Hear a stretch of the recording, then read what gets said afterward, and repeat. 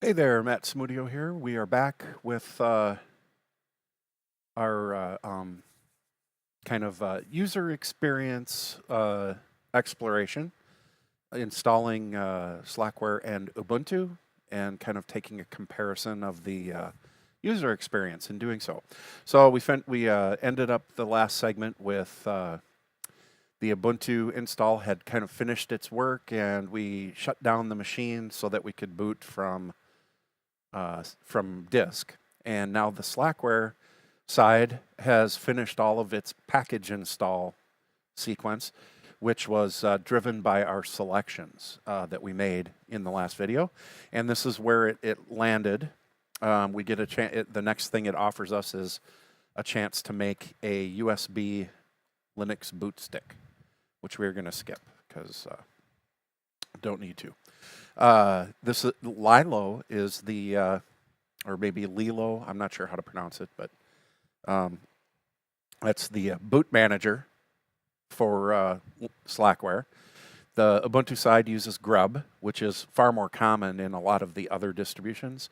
I believe Slackware and its derivatives may be the only branch of Linux distributions that still uses LILO or LILO, whatever. Anyway, this is our prompting that the Slackware install gives us. So we can just try to do it simply. We can try an expert or skip it completely. I'm just going to do simple. And it asks which video modes or which video mode we want to have the Linux console operate in. I'm just going to say standard. Extra parameters to pass to the kernel. We don't know of any at this point, so I'm just going to hit nothing on there. And then, this is just kind of a not a warning, but an informational, about UTF and not UTF-8 and non-UTF locale type stuff. Most of the time we don't care about this. So we say no is the safe choice, it tells you. So we're just going to say no. And again, just the Ubuntu install gave us an opportunity to confirm or change installing into the master boot record. We get the same choice here. So, except I find this interesting. I think the Slackware installer here is actually giving you a more intelligent choice. It gives you 3 choices of what to do with the bootloader.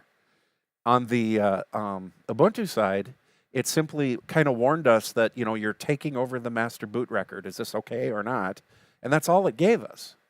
So in a way, the Slackware one is in this particular step is slightly more user friendly. I would say we're still going to just install it in the master boot record, but just thought that was interesting to point out.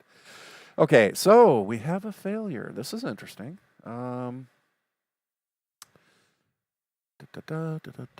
Yes. Okay. So for some reason, see, and we can see it right here. We do not have a dev SDA. So there might have been, I probably didn't pay enough attention.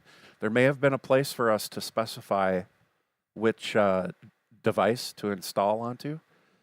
So this part of the setup has either we missed setting it a value there, or it has not figured it out correctly somehow. So we're going to have to do LILO manually, which I will actually do that. I'll show you how to do that. So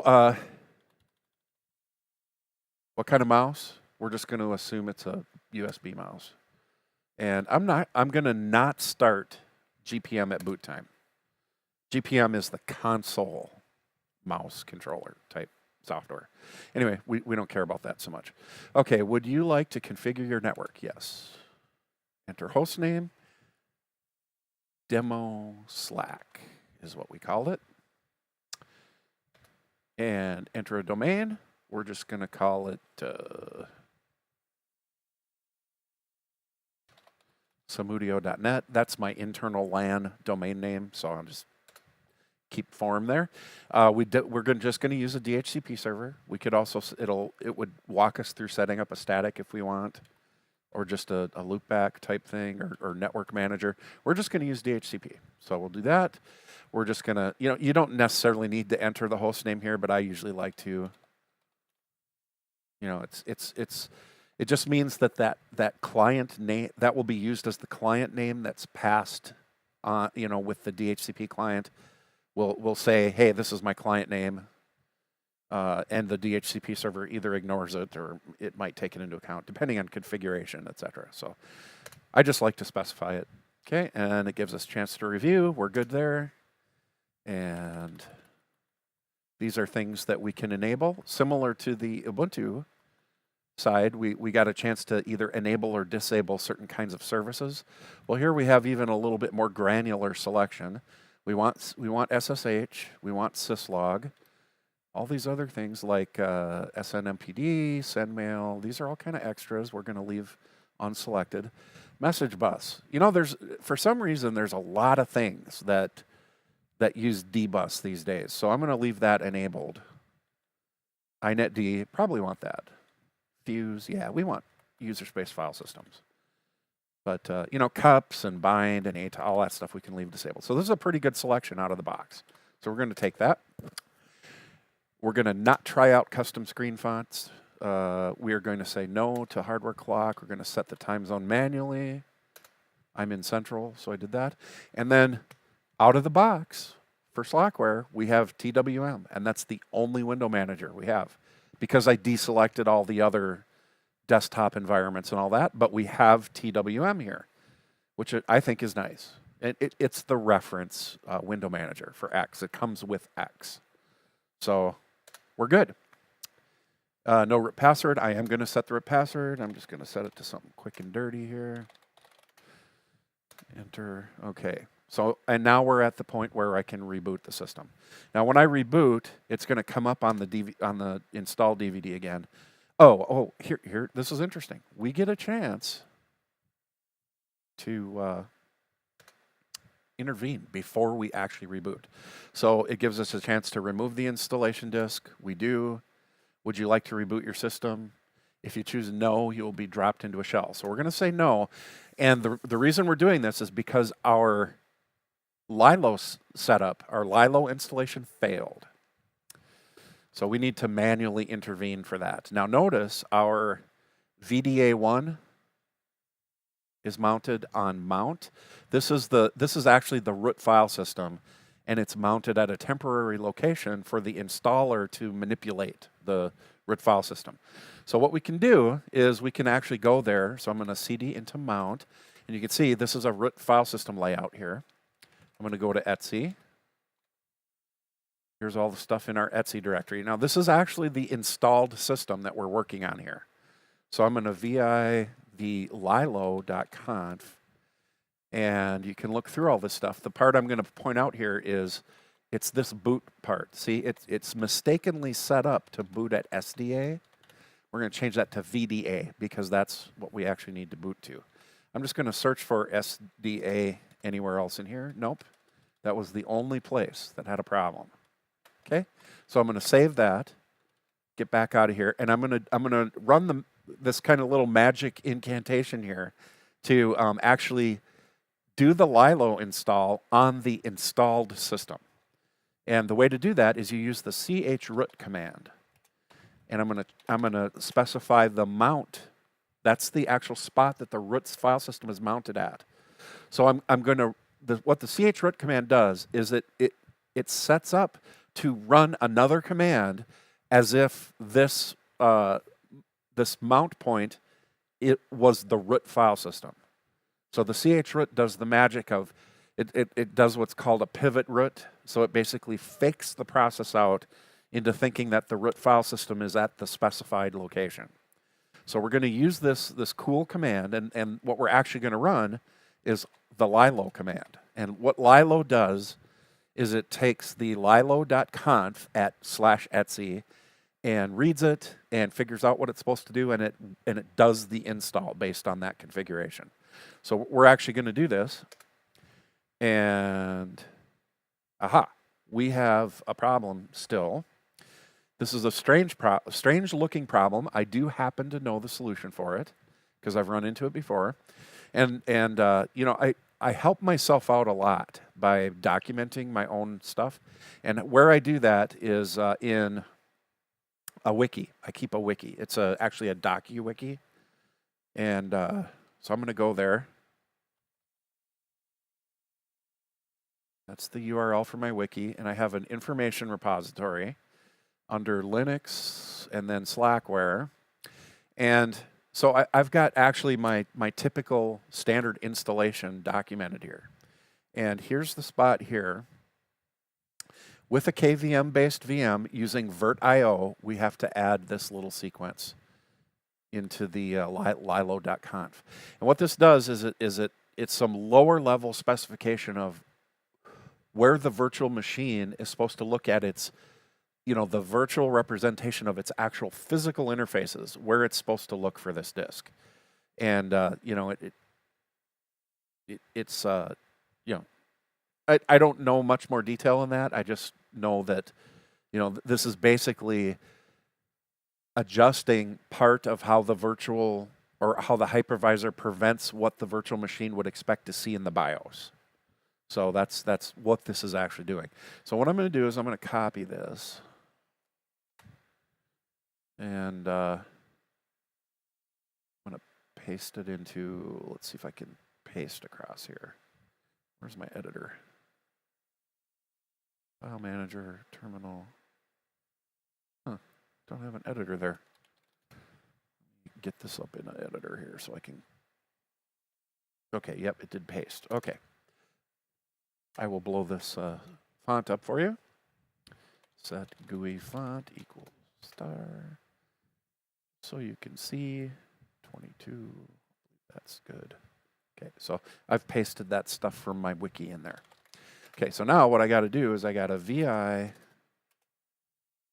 mount etsy lilo.conf, and I got to add this stuff in. And I believe it goes here after the LBA32.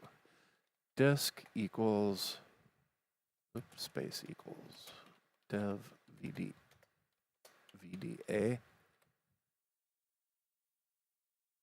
BIOS equals 0x80. Max partitions equals 7. There. Need that so that it knows what dev VDA is. And then now the rest of it should work. So I'm going to do the same command I did before. chrit mount LILO. Boom.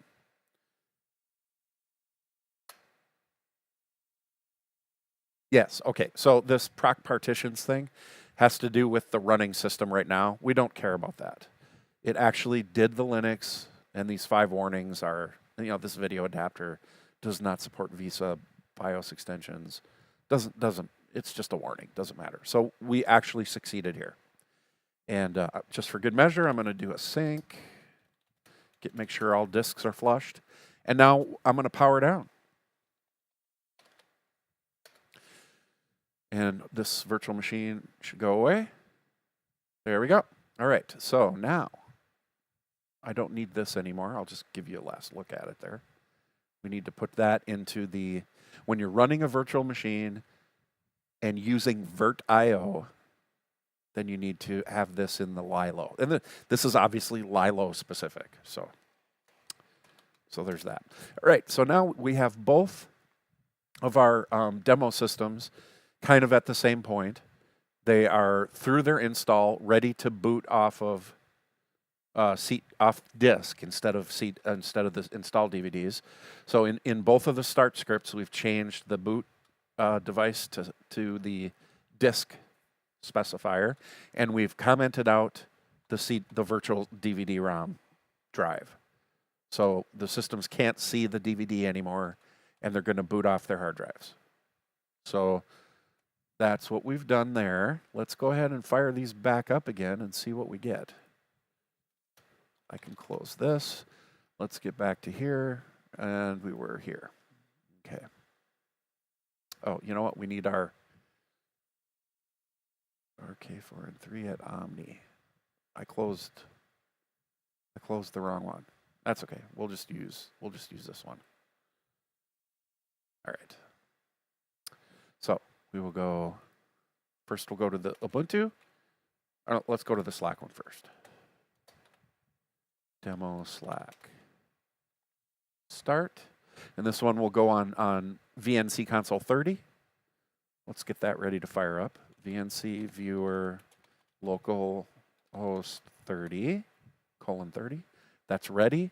We do the start. It's started. Let's fire up the console. And there is our console. And it's at the Slack boot menu. We could wait out the 2 minutes for it to, but I'm just going to hit return. And it redid the console resolution. So it closed the view console. Now we're back here. It's going to close it again. There it went because it resized the size. Now we're at our bigger, higher resolution size. And we're booting. Look at that. Generating host keys for SSH, and we're at a login. Okay, let's try the demo Ubuntu. Start. And this one is on console 40. Oh, let's get out of our... We'll push that to the background. Just in case you don't know that, if you're in a terminal and you've launched a command in the foreground and you need to push it to the background, you do Control-Z. That pauses, that gives you the command line back, and then you use the BG. B as in boy, G as in good. For background. And you push it to the background. And then you can see what I did there. Now that's in the background. So now I'm free to start up another one, which is, we're going to go to 40. Localhost colon 40. So I'm going to hit start. Virtual machine's running. Console. It's going to kick us out of this console when it resizes itself, which it will do momentarily here, I'm sure, but it's booting. And everything looks good so far. Maybe it won't boot us out.